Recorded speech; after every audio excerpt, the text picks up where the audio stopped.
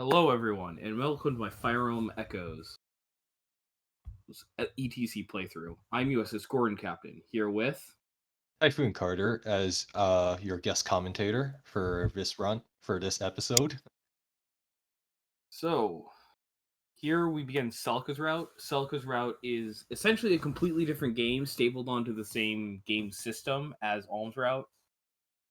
Um, they don't actually intersect almost at all, except like at the final map. And in Celica's route, unlike Alm's route, we get access to mages right away instead of having to wait to train Tobin.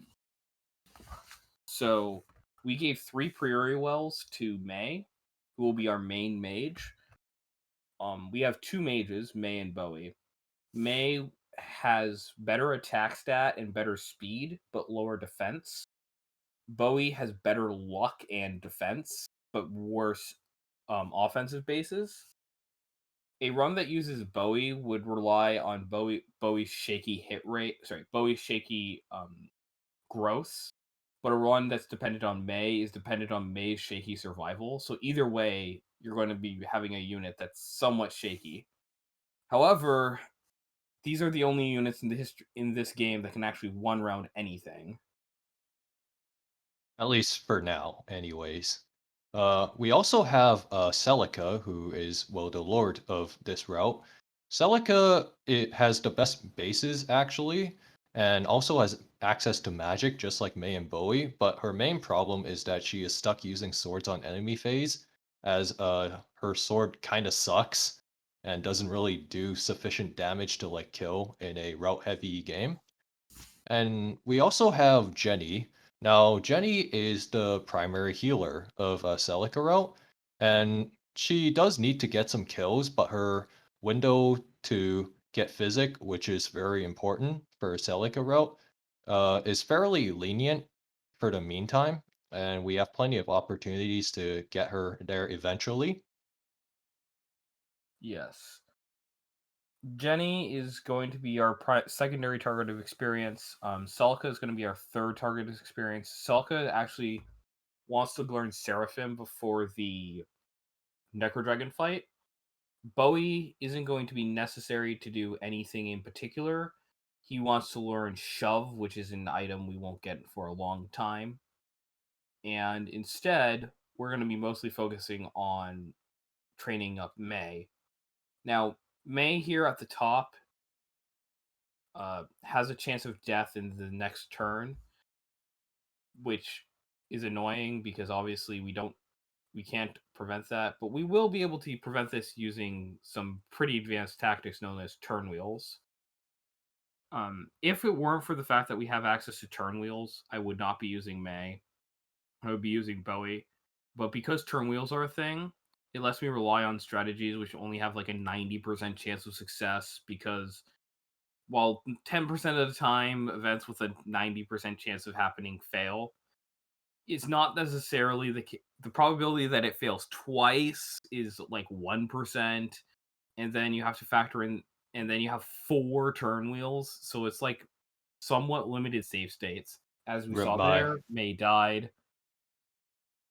Yeah, unfortunately, Bay his lack of bulk kind of kicked in there, but we do have turn wheels, which are just glorified save states, more or less, kicking in to help us out. Here, you don't have to pay your brother to do it. You don't have to get an emulator. It's already there for you. Yeah, you don't need a Lewis script. Yeah, It's probably it's the reason why Echoes is considered a fairly easy game in my eyes. Um yeah. so then With the turn wheel, the first turn wheel basically completely resets the RNG, which, or at least shuffles it. Anyways, almost like if you were doing a suspend rig in FE12 or Path of Radiance. Although keep in mind, this is only when you use it for the first time. yes. Every time thereafter we have to change the order in which we attack enemies in order to get a change in the RNG state, kind of like how you do it in Three Houses. Yeah.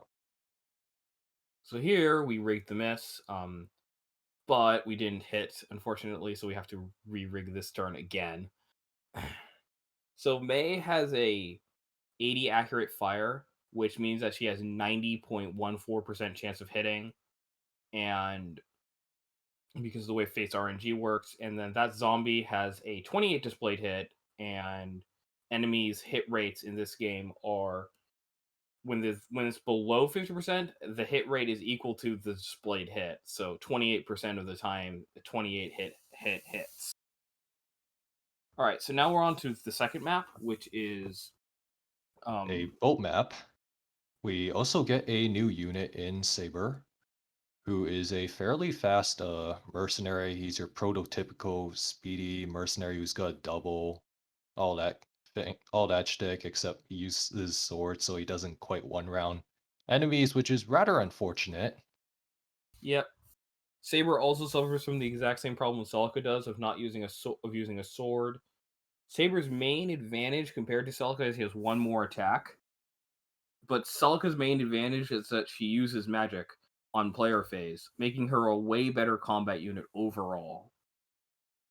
Yeah, as we watch Mai do her best Suez Canal impression, as she holds this one tile choke point.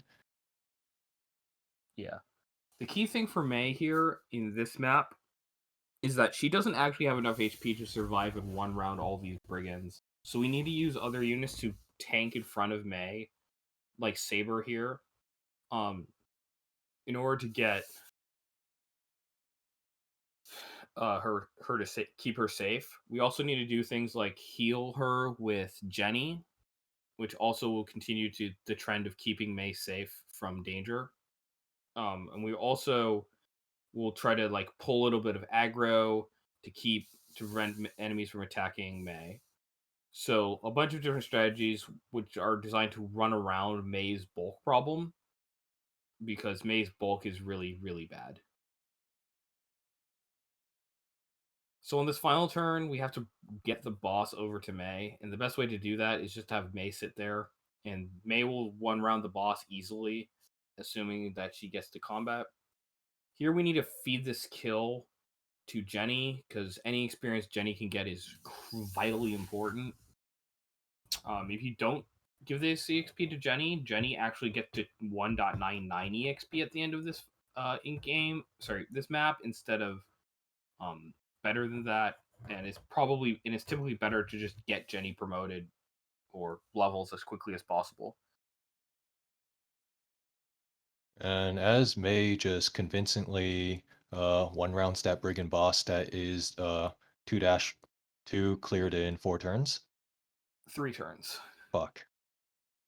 Okay, and now it's time for the important setup. So we set May's experience point to a very specific value, which is 3.99. Now 3.99 seems a little weird to set May's EXP to, but the reason May's EXP is 3.99 is that we need May to hit a speed benchmark in the next map. Otherwise, that map is uncompletable. So, May needs 9 speed. So, what I do here is I do something I refer to as efficient rigging, where I set myself up so that I will, on the first turn of the map, I will instantly gain the level. Now, May needed to hit 2 thunders there, and hitting thunders is kind of sketchy. Because on the first turn of any map, if you use a turn wheel, it doesn't reset the RNG. The first action you do is fixed. Um, Here Yeah. we show a very important tactic with Saber. So Saber cannot one round those guys, but he can use a trick I call the exact double, Yeah. exact seas half seas. Yeah.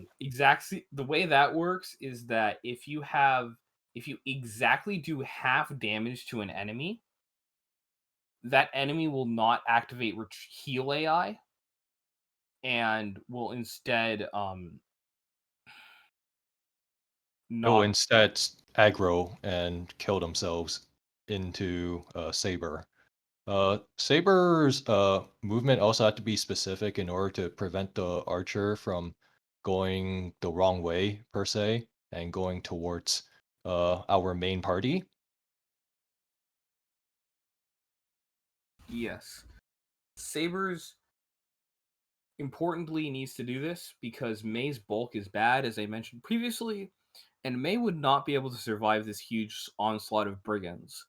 In order to let May survive this huge onslaught of brigands, Saber is pulling down exactly 2 enemies, which is exactly enough so he can kill them. As you saw, Saber got that one brigand to exactly 14 HP, which is the exact right amount, such that Saber will not, so that that brigand will not activate heal AI, but Saber will still be able to kill them anyway. Here I need to turn wheel because I need May to actually hit something. Unfortunately, I missed the turn wheel mark, so I actually have to go all the way back to that point to get May to hit double hit both of these. Saber thankfully has much better hit at 90 something, but May's hit is that very shaky 80. Here we're going to need to feed another kill to um Jenny. Jenny. But importantly, we also need to give May not the leather shield. So enemies will target player units that have Lower defense. enemies will try to target player units that do not have that has the worst bulk. And so we need to make sure that May is the unit with the worst bulk. Well, the way you make sure May is the unit with the worst bulk is you give Jenny the leather shield because Jenny has that very impressive 1 defense. So good. And And then he had to turn wheel here because he accidentally killed the wrong brigand as he wanted to exploit the 50% HP exploit more or less on the AI. And then now we just have May and Saber finish their thing, and that is 2-3 cleared in 3 turns. And now it's on to 2-4. So, 2-4, also known as Saving Private Leon. Leon is a archer that we're going to be able to see coming up. He Yeah. has there are two very important parts about this map. The first is this is one of the few maps in the game with green units, and the second is that this map has Barth, who is and this map's objective is kill boss, unlike almost every other objective, which is route. Now, This Barth is a very, very bulky boss. In a normal LTC, you would need a 6 to 7% crit to kill him, but since this is an ETC, we don't really need to go that far. Yeah, so instead, we have to do something even more frustrating, which is preventing Leon from dying. So, this is the one enemy who I needed to rig May's speed level up to kill. If May did not get a speed level up, she would not be able to one round that specific brigand, and then the run would be uncompletable. Because May would not be able to get to Barth in time. There are 2 other side objectives other than saving Private Leon on this map. So Leon, this archer here, he has very bad bulk and can easily die. Our other side objective is training Celica to learn swap. Celica needs to learn swap before the next map Canterboat, so May can get moved forward 1 more tile so that we can save a turn on that map.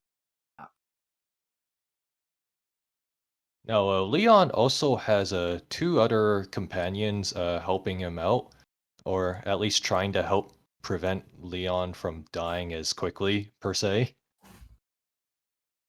Yeah. We yeah. So he has Kamui and Valbar with him.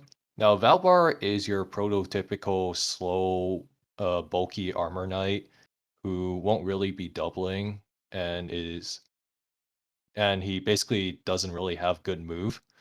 Although and then Kamui is basically Diet Saber or Craigslist Saber, more or less. Yeah. Valbar is actually the most useful of the 2. Kamui is pretty much bad Saber, as he said. And Saber's like only okay in this run. So you can imagine how bad Kamui is. Leon, however, is the best unit in Fire Emblem Echoes, even though he's like super fragile. So in order to save Private Leon, we're going to have to do a trick I call Jenny Run, Run Jenny Run. So Jenny eats bread, and bread heals you for 10 HP.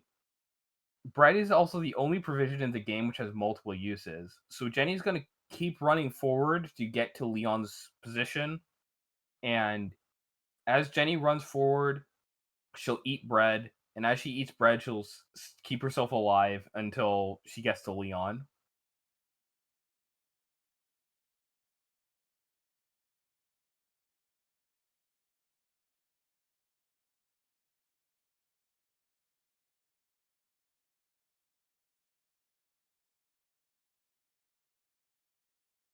So here, Saber doesn't exact seize any of the enemies, so we're going to have Saber kill them on player phase.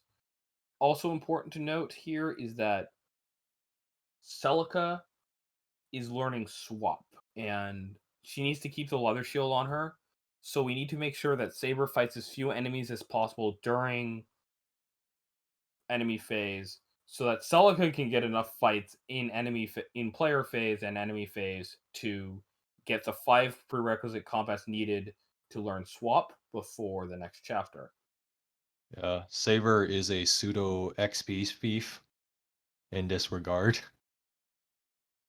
And then yeah, so May starts chipping away on Barth with Thunder. And Barth is very, very bulky with like 40 HP and is almost reminiscent of your average Path of Radiance Maniac mode enemy.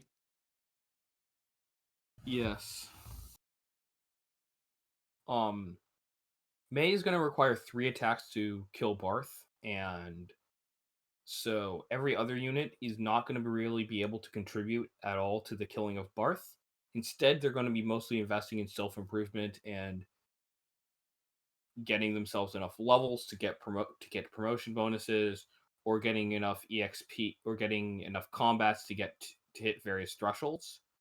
Here Leon crits an enemy, which in most playthroughs would actually result in Leon dying, but because I employed Saving Private Leon strats, Leon won't die.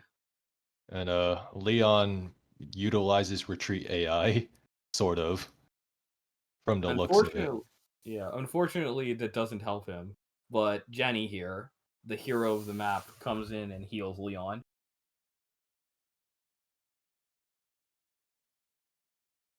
So, congratulations, Jenny, for achieving the objective, saving Private Leon. You will get a nice raise.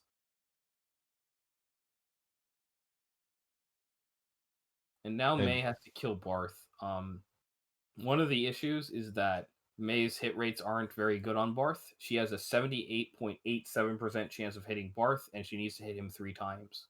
Thankfully, I have turn wheels, so it is very likely that I actually kill Barth. land all 3 hits. As from the looks of it, it looks like despite the map being kill boss, we ended up routing the enemies anyways. Yeah. It's almost like nothing changed. Yes. And now, for this last turn, because no one can do anything, we're going to have Mace use Thunder and hope to get lucky, and we do. So we killed Barth in 5 turns. So that was the 5 turn of Barth. I hope this helps you guys in future playthroughs if you ever want to just not rig a critical. And we'll see you next time for Canterboat. See you. This is USS Gordon Captain here with Typhoon Carter, and signing off. Bye. Bye.